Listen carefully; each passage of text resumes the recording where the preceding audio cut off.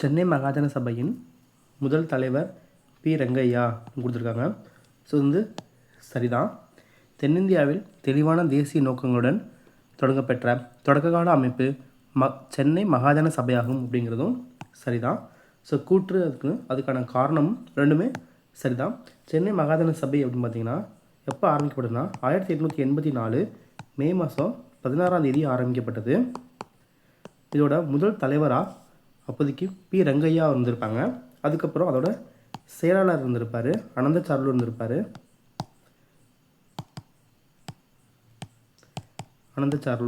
அவர் தான். அதுக்கப்புறம் இந்த அமைப்பு பார்த்திங்கன்னா ஆரம்பத்தில் 84 மே 16 சென்னையில் வந்து ஆரம்பிச்சுருந்துருப்பாங்க.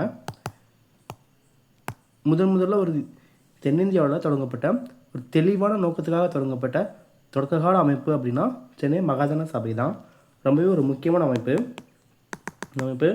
இந்த அமைப்பு பார்த்திங்க அப்படின்னா 1920 காங்கிரஸோடு இணைஞ்சிருந்திருப்பாங்க.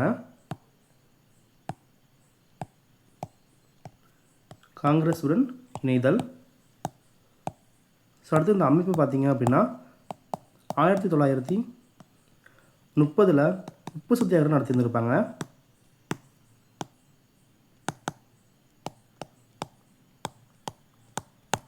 உப்பு சத்தியாகிரகம் எங்கே அப்படின்னா யானை கவுனி அந்த பிளேஸில்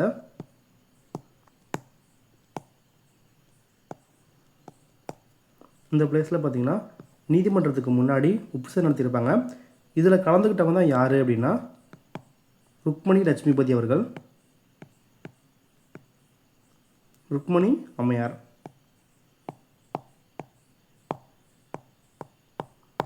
ஸோ ரொம்பவே ஒரு முக்கியமான பாயிண்ட்ஸ் எல்லாமே எக்ஸாம் நிறைய கிடைக்கக்கூடியது. Okay friends, thank you.